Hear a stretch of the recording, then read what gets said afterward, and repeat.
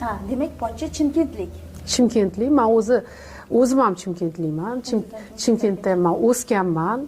Sizlarga bitta sir ochaman. Kuyovinglar, pochchanglar meni ham avlodim. Menga bu juda ham muhim narsa. Chunki boshqa intervyularda ham aytganman. Nasl chiroyli bo'lish uchun, go'zal bo'lish uchun baribir o'sha juftlikni o'sha azaldan bizda bor narsa edi. Tем более biz Samarqandlimiz, eshonlardanmiz va dadam ham chimkentlik bo'lsa ham, o'z dadam Namangan Qozonsoydan, keyin o'sha Chimkent, Dushanbega urush paytidan keyin tarqalgan avlod. Bizda shu narsada juda ham avlodga qaraladigan edi. Bu narsani men bekitmayman, boshqa intervyularda ham gapirganman. Va menga o'sha gapirsa, dugonalarim, o'rtoqlarim, intervyudan boshqa joydan men aytardim. Shu bizga prosta bizda eshonga berishadi.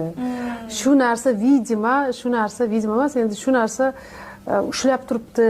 Demak, shu meni insonim hali oldinda. Shu men eshonga tegishim kerak deb. Va hozir ham mana shunaqa bo'lib turibdi. Har taraflama avlodimiz to'g'ri keladi bir-biriga. O'shanga shu